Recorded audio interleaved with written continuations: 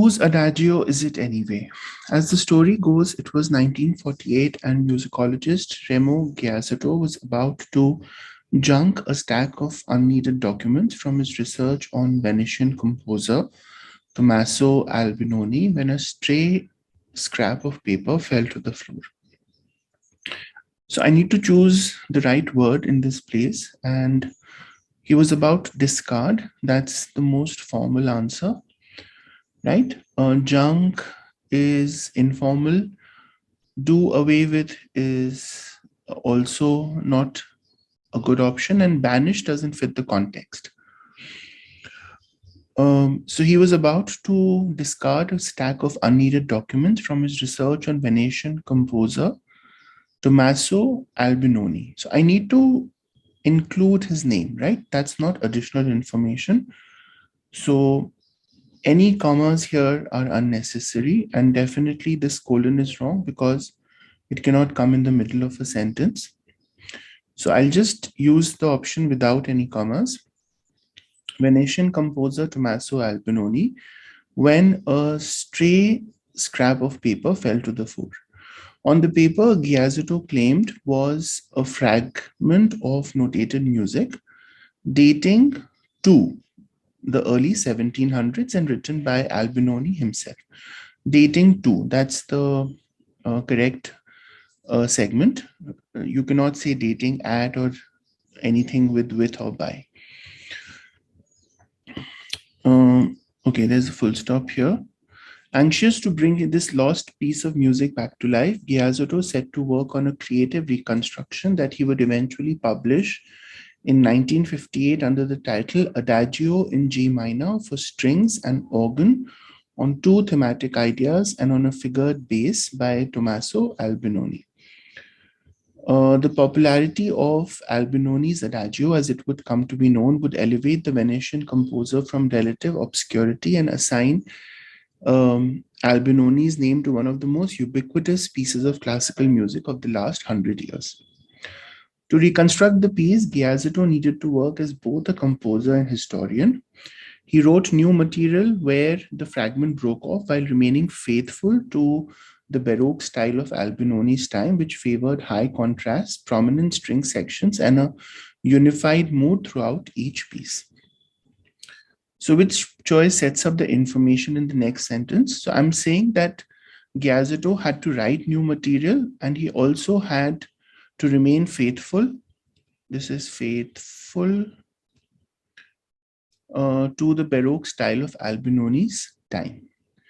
So that means that he was being a composer and a historian. So the way it's written is good. Needed to work as carefully as possible in his home office in Italy, tirelessly and for months on it. So none of these indicate what the next line is about, which is that he had to make new music as well as stay faithful to the Baroque style, right? So option A is the best answer. The mood Giazzotto set for Alani's fragment is somber and pierced with yearning. The adagio begins with the double bass, the lowest of the string instruments, marking a brooding, dirge-like rhythm, while the pipe organ plays a gentle introductory tune above it. Right? So pipe organ is singular. So I need to use the singular verb with it, which is plays. None of these are singular. And also I need to maintain the simple present tense. The adagio begins with the double bass, while the pipe organ plays a gentle introductory tune. When the rest of the ensemble, violins, violas, and cellos joins in, the melody cascades in an emotionally evocative torrent of sound. Now here, my main sentence is when the rest of the ensemble joins in, right? And this part is additional information.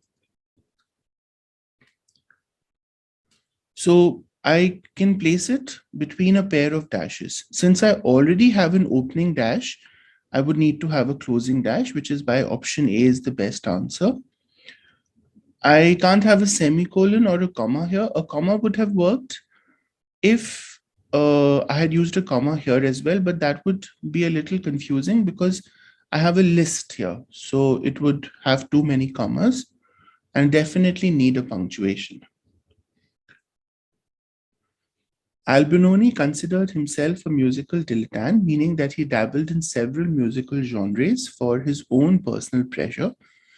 The piece has provided the musical backdrop to dozens of films from Flashdance to Manchester by the Sea. In fact, it has saturated the soundtracks of so many movies that New Yorker film critic Anthony Lane jested that the work should be banned on screen altogether. While its use in films may border on cliche, the Adagio has become the most well known piece of music associated with Albinoni. Okay, now I need to introduce this paragraph. So, the high drama of the Adagio proved to be popular, especially in the film industry. The Adagio has since been adapted into non classical versions, including one by the rock band The Doors. Other ensemble combinations featuring guitars and clarinets have also performed the popular Adagio. So I like B because this talks about um, providing the musical backdrop to films like Flashdance and Manchester by the Sea. So that is why the introduction, which talks about uh, popularity in the film industry, would be good. The fact that Albinoni considered himself a dilettante, that's not really relevant to the rest of the paragraph, and neither these do these make sense. In fact, right? I'll stay with in fact here because I'm kind of stressing the previous one when I say that Anthony Lane jested that the work should be banned on screen altogether because it has saturated the soundtracks of so many films. So when you want to stress, you would use in fact. So that's a good option. Even so would be a contrasting connector. So that wouldn't make sense here. In addition is to give additional information. That's not the point here. And all the while also doesn't fit. Curiously, though, Giazetto never could furnish that original scrap of paper on which he had based the famous Adagio, leading scholars to question if any of Albinoni's Adagio was his at all. Additionally, musicologist Carolyn Gianturco revealed in 1982 that other scholarship of Giazetto's is suspect, littered with falsified sources and misleading claims. Because Giazetto had long maintained that Adagio was an inspired tribute, he finally admitted that he was indeed its only author. Um, right. So this would be while, because it's a contrast. While Giazetto had long maintained that Adagio was an inspired tribute, he finally admitted that he was indeed its only author. So this is a contrast here. None of the others indicate contrast. In contrast, Adagio in G minor is now attributed solely to Giazetto. Consequently, right, it follows from the previous statement. Since Giazetto was the only author, therefore, consequently, it is now attributed solely to him. With decades of mislabeled recordings perpetuating the error, however, the fiction of Giazetto's great discovery lives on. So here I have a connector in the middle of a sentence. So I would need commas before and after it. So B is a good answer. Not a semicolon, not a full stop. Okay, let's grade this.